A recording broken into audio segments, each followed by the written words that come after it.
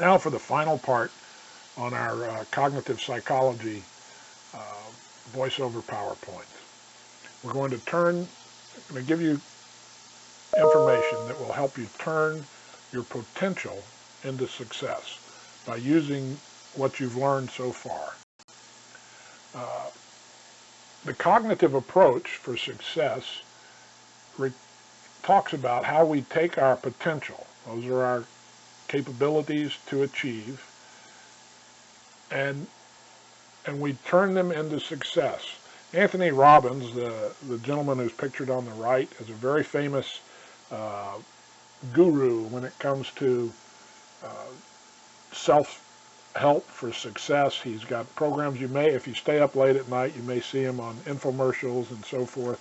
He's been doing this for well over 20 years now, and he's one of the leaders in the field. Extremely successful, and a lot of people have looked at his information to become successful. And one of the things that Tony Robbins says is that we have unlimited potential. So what do you think that means, unlimited potential? You know from above what our potential is. Is it unlimited? Is that true? Is that right? If it's not, what limits it? Well, I'll tell you a couple of things that limit it. Our physicalness limits us. For example, I'm 5'9", and even when I was a young man, I could not dunk a basketball. So I had the potential to dunk, but my vertical jump was about 4 inches, and I could have practiced and worked and committed myself, lifted weights, and done all sorts of exercises, but it's unlikely that I would have ever been able to dunk the basketball without the help of a trampoline or standing on somebody's shoulders. So there are things that limit us, but what is unlimited is our imagination and our vision. And I like to say, if you can see it, you can be it. If you can picture in your mind the goal that you want, then you can achieve it. So if you can see it, you can be it. So we have this potential, and we're trying to turn it into performance.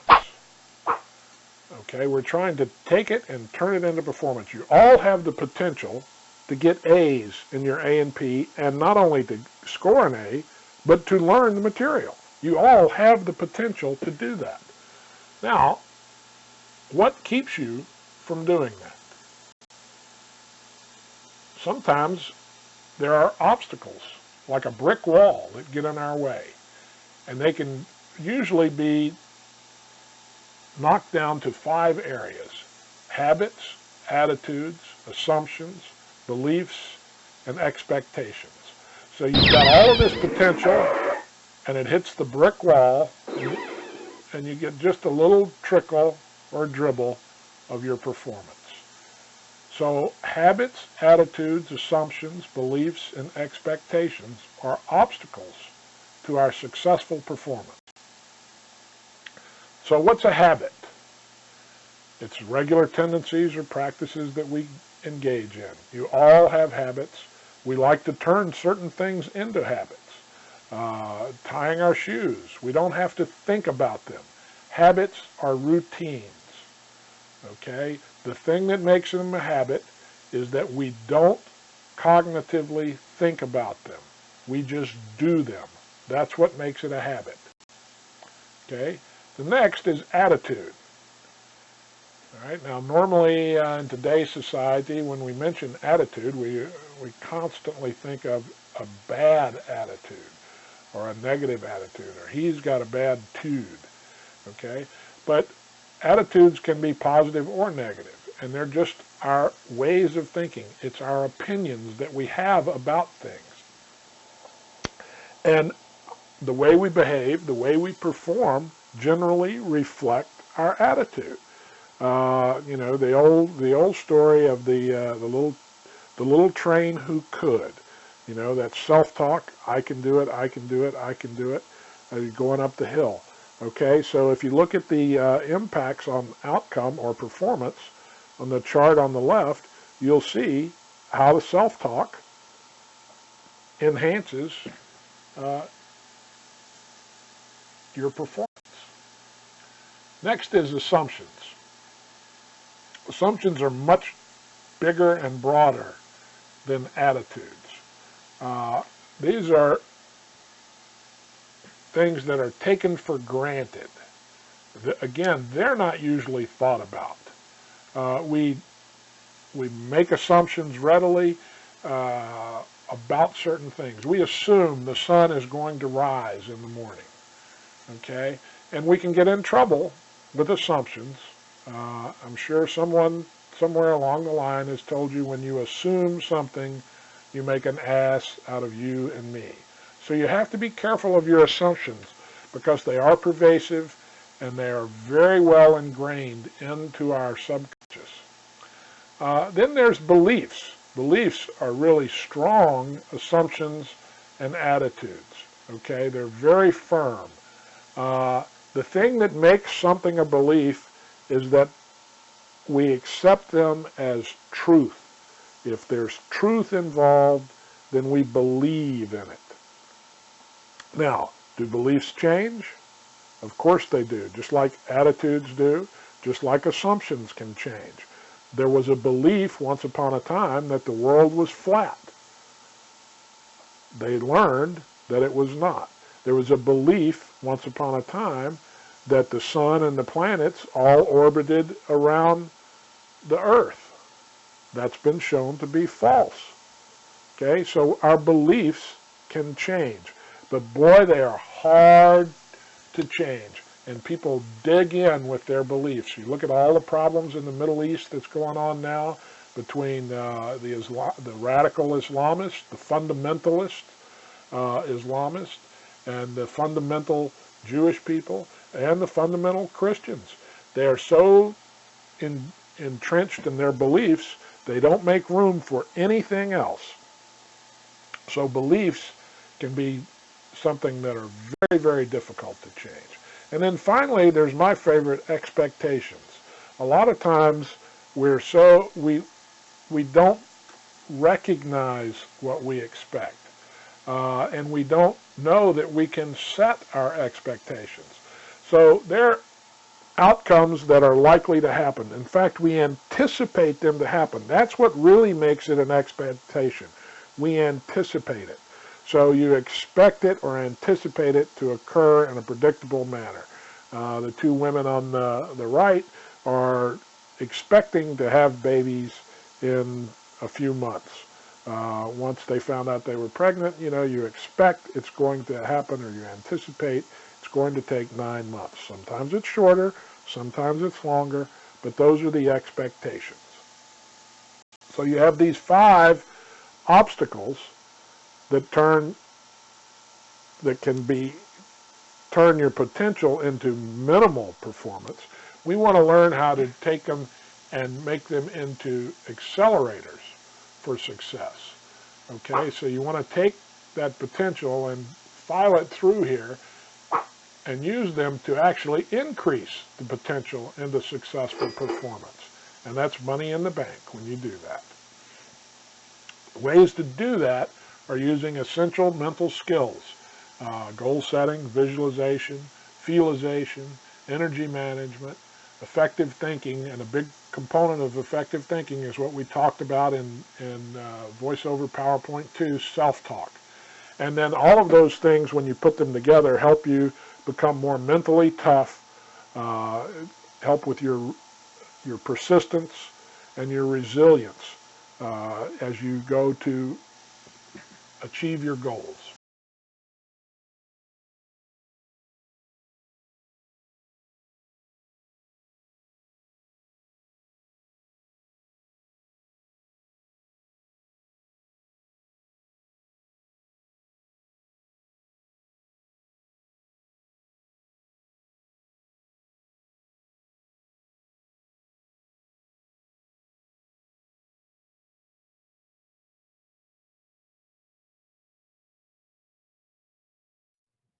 Another thing that can never negatively impact your performance are scotomas. Scotoma, the word comes from the Greek or the Latin and means blind spot. Most often you hear it referred to from ophthalmologists or ophthalmologists when they give you a visual field. Okay, so let's move on. Let's talk again about scotomas.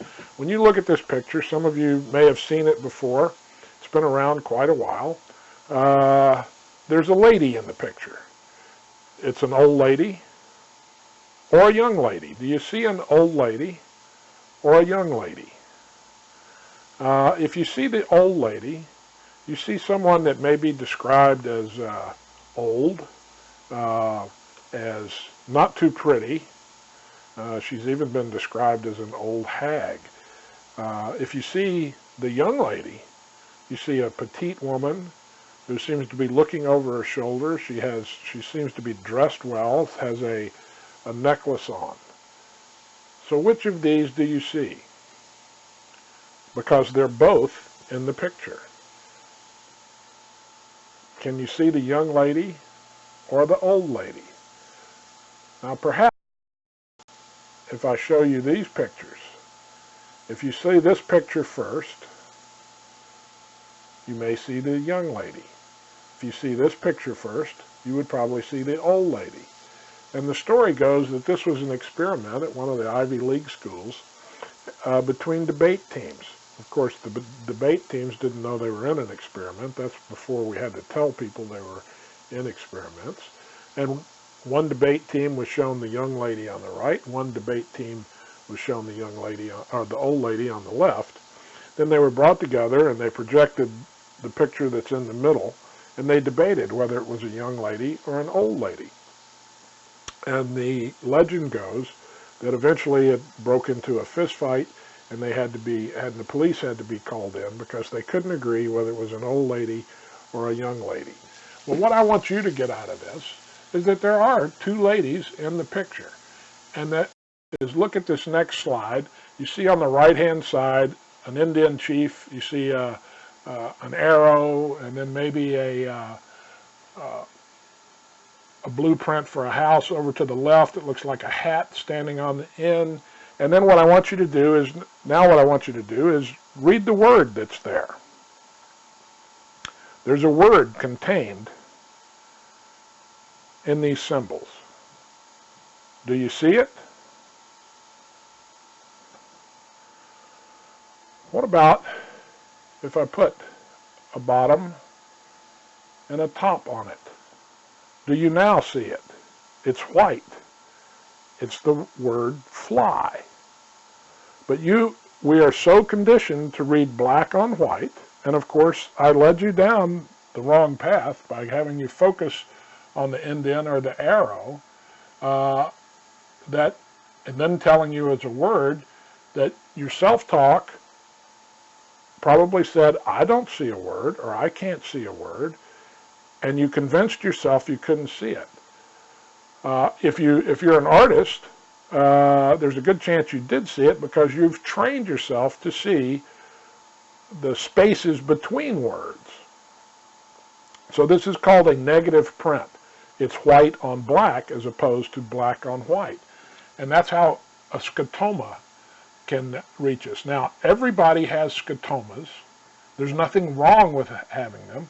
We have to have them. That's how the reticular activating system blocks out certain information. It creates scotomas. So let's review the whole scotoma. So remember, we all have scotomas. Now, thinking back to the old lady, young lady that we used for an example. If you locked on to the old lady, you locked out the young lady. If you locked on to the young lady, you locked out the old lady, and vice versa. So the thing to remember is when you run into a situation where you're not seeing something, where you're not understanding it, you have to ask yourself the questions. What am I missing? What is it I'm not seeing? Get used to asking those questions. Your reticular activating system will in turn find the answers for you. Does that make sense? A lot of times you've heard the old saying, I can't see the forest for the trees. Now what that means is that you're caught in the forest. You're caught in the details of the things. You can't even see that it's a forest because you're so tied up in the minutia of what's going on at the moment. One of the corporate buzzwords is get some height on it. And what this comes from is the example of using, being in a helicopter, traveling at 200 miles an hour, but if you're only 500 feet above the ground, everything is a blur. So if you move up to 1,500 feet above the ground, even though you're still going 200 miles an hour, now you can see things clearly.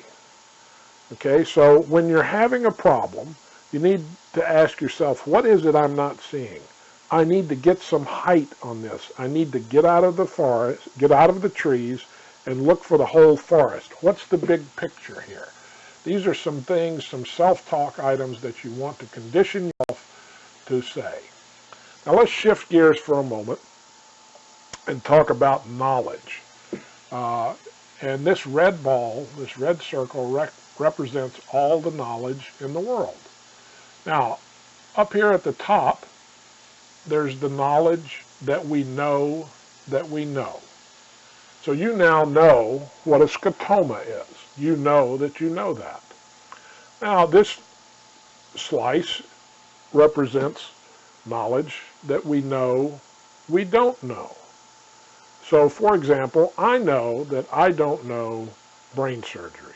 I know that I don't know rocket science. So there's a whole bunch of knowledge that I'm aware of, that I know that I don't know. Now, on the other side of this, there is knowledge that we have that we don't know that we know. Okay? There are things that we know, that our subconscious knows, that we are not aware of that we know. So to recap shortly, there's knowledge that we know, there's knowledge that we know we don't know, and there's knowledge that we don't know that we know. Then there's the big part. That's the knowledge that we don't know that we don't know. I recently took the position of director of the Humanities and Social Sciences Department. And I knew that there was a whole lot of information out there that I didn't know that I didn't know. I didn't even have a clue how to ask because I didn't even know that it was there. Things that I was going to have to do that I didn't know. So we have the knowledge that we know, the knowledge that we know that we don't know, the knowledge that we don't know that we know, and the knowledge that we don't know we don't know. And now where do you find the scotomas here? Well, actually they're everywhere. They're in all of these areas. Even in the knowledge that we know, there are scotomas. There are things that we don't see. You have to be aware of the scotomas in your life. These blind spots that keep us from performing at our best. They're what gets in the way of our performance. Okay, so here's one thing I want you to get out of this in this short session is the 3 headbutt rule. When you're trying to take your potential and turn it into performance, and you hit the brick wall, and you hurt your head, there's a tendency to say, I'll just have to work harder. Now, I'm not saying I don't want you to work hard. Working hard is understood. When you're in college, when you're at your job, I'm assuming you're going to work hard to do what you need to do to get the job done, to be the best you can be. You wouldn't be in college if you didn't want to improve your situation. Okay? So, working harder is not always the secret. Because if you're doing the same thing incorrectly, it's not going to help you. And when you're hitting your head against the wall, you're getting minimal performance or no performance. So here's the deal with the 3 headbutt rule. You have to remember the definition of insanity. The definition of insanity is doing the same thing over and over again, expecting different results. If you only study for an hour for your A&P exam and you fail the exam, and then the next time you study for an hour expecting it to change, that's insane. It's not going to change. So insanity is doing the same thing over and over, expecting different results. Along those lines, if you bang your head on the same wall 3 times, okay, I give people that I coach 3 times to keep trying the same thing. So in other words, if you've flunked 3 tests by studying only an hour, you need to stand back and ask yourself some questions. What's stopping me? In this case, maybe you're not studying enough. Is it me? Or is it something else? Is it something I can control? Is there another way to do it? Maybe there's a different approach I could take. What am I missing? So all of these fall into, what are my scotomas? What is it I'm not seeing? So you've got to be able to ask yourself these questions. What's stopping me? Is there another way? What am I missing? What are my scotomas? Because I don't want to be insane doing the same thing over and over, expecting different results. You have to be able to be flexible enough to readjust. If you can't change, you're doomed to doing the same thing, getting the same results. So most of the time, it's not a question of working harder. It's a question of working smarter.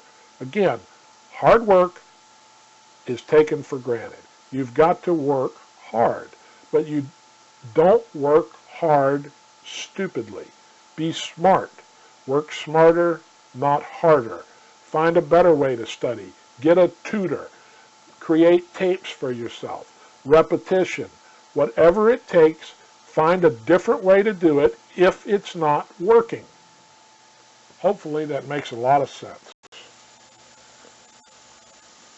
Another area that we need to be concerned with, and which can influence and encourage our scotomas, are comfort zones. Now, comfort zones are exactly what they sound like. There are areas in our lives that we're familiar with. It's where we are comfortable. When you come into class, when you sit in a classroom, you generally find a seat, and even if it might not have been your first choice, the next time you come to class, there's a tendency to go to that seat. And after a while, that becomes your seat in that classroom for that class. It may be different in that same classroom for a different class. But there's a comfort zone that we get familiar with, and we like that comfortableness. When we move out of our comfort zone, we experience dissonance. That's the feeling of unease that we have. Ill at ease. You've all had it. You've been in a place, in a situation that you were uncomfortable in. Let's say, for example, if I called on you and asked you to come up in the beginning, in the front of the room and give a presentation, and you weren't prepared, you would have dissonance about that. It brings to mind a story that I had when I was teaching at the Catherine Gibbs schools in Manhattan. Now, the Gibbs schools are proprietary schools. They're a lot like ITT schools. They teach a lot of short programs, 12-month, year-long programs, year-and-a-half-long programs, and they have associate degrees. But they did like legal executive assistants. They teach a lot of computer programming and so forth. But the Gibbs schools used to be secretarial schools. And the first year I taught there, I didn't have a problem. The next year I was on the main floor. On the main floor they have, in the office, they have all these pictures, the old pictures of the 1940s and 1950s women dressed, putting on their white gloves and looking dressed for work at that era. And, things that would be politically incorrect now, like be a Gibbs girl, because it was just a secretarial school there. Well, the first night I was teaching on the main floor, I went to go into the restroom, and so I went in the men's room door and opened the door, and oh my gosh, I looked down this long hallway, and all the stalls were pink. The floor was pink, the walls were pink, There was a big long mirror along the other thing, and there was not a urinal in sight. I was immediately out of my comfort zone. Okay, I felt this dissonance in my gut and in my chest. And I said, oops. And I averted my eyes, looked down, backed out. Now, as I was coming out of the door, I said, I could have swore I thought that door said men's room. So I looked at the door. Sure enough, there was a sign on it that said men's room. And I said, well, maybe I was confused here. So I looked back in the bathroom. I kind of poked my head in. And I said, hello, is anyone there? And I got no answer. And I started thinking, oh, this could be really bad. If I go in here and there's a woman in here, I could get accused of some kind of perversion or something. I would never be able to teach again. This could be really embarrassing. And the dissonance just became so incredibly large that I had to back out of the room again. So I started thinking, well, maybe the guys in school are playing a trick, and they've put the men's sign on the door of the women's restroom. And so I looked at the sign hanging on the door, but no, it wasn't there. The sign had been there for a while. You could see the paint around it where they had painted around it, so nobody had played a trick on me. So about this time, I looked across the hall, and there were two young guys, two students, kind of leaning on the door across the hall, or the doorway, which goes into the student lounge, and they were kind of chuckling. And they looked at me and they said, that's okay, Teach, we all go through that. That is the men's room. So I said, oh, okay, I recognize what they had done. This used to be an all-women's school. They had just put a men's sign on the door, and it became, the men's room. They never bothered to change the color of the room. It was still pink. So I went back into the pink palace, I refer to it now as, and guess what? I couldn't perform. I was still out of my comfort zone. So regardless of how, even though I knew that this was now the men's room, being out of your comfort zone keeps you from being able to perform at your best. It took me quite a while to get over it. By the end of the night, my bladder was so full that I had to go in there and perform. And it took less and less. Each time I did it, it was less and less dissonance until I became used to it. And then about 2 years ago, this was about 8 years after this experience, when I was taking my coursework up at Virginia Tech, I was taking it in a building that used to be a woman's dorm. And we went on break. I went into the men's room, and sure enough, it was pink. Wasn't nearly as big and nearly as intimidating, but I got that dissonance immediately at first, and then I said, oh, wait a minute. I've been here before. I've done this before. I understood. I still checked to make sure it said men's room, and then I went in, and I was able to perform. Now, when things are going right, you get resonance. It's that dissonance that you want to become aware of.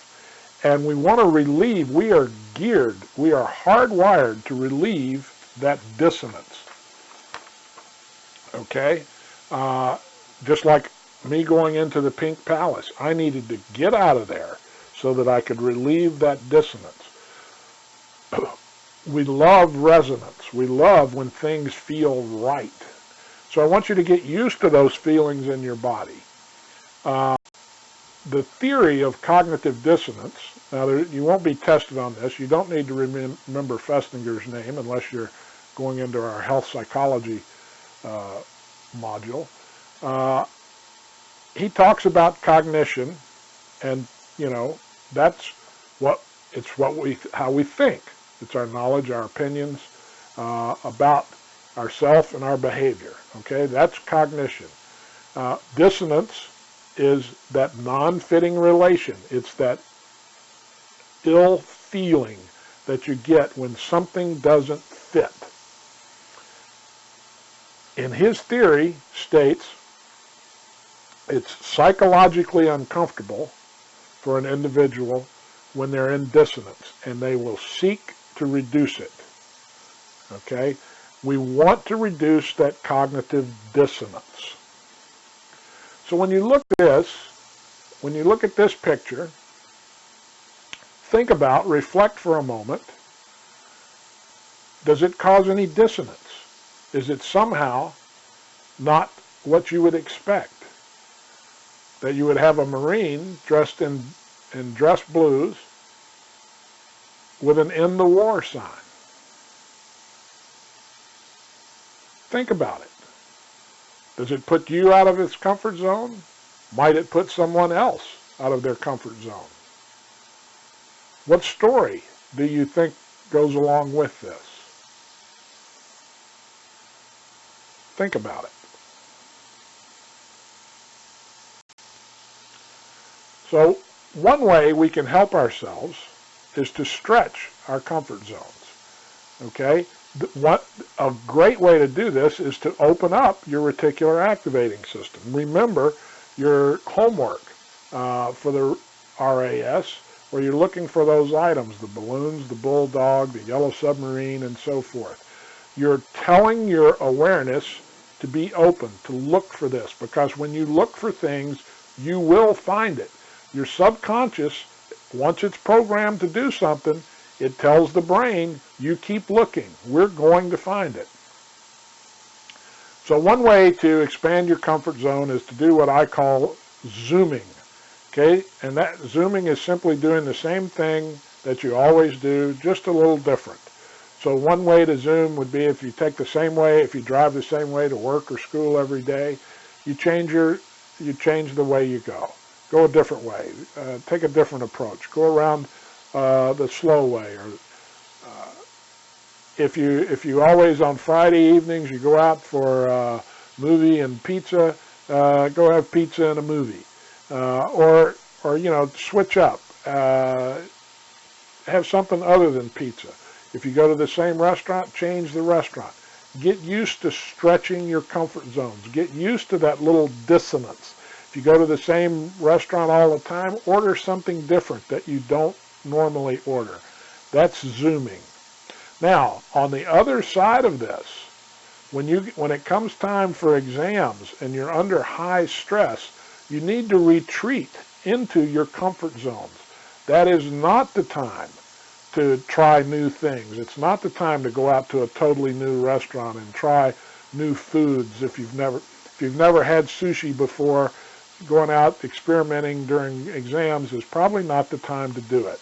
You're not going to be able to enjoy it, and your comfort zone, you need to retreat into that comfort zone when you're under high stress.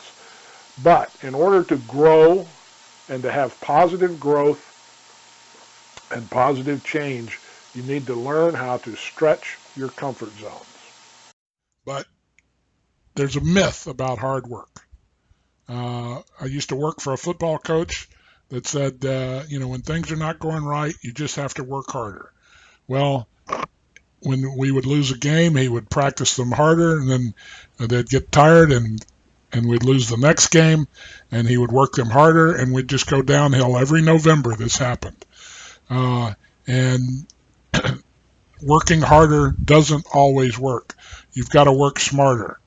Okay, I created the 3 headbutt rule with that. So if you run into the same problem, you're banging your head against the same problem 3 times in a row, you need to stand back and ask yourself, what's stopping me? Is it me? Is it my self-talk? Is there another way? What am I missing? You've got to work smarter, not harder. Okay?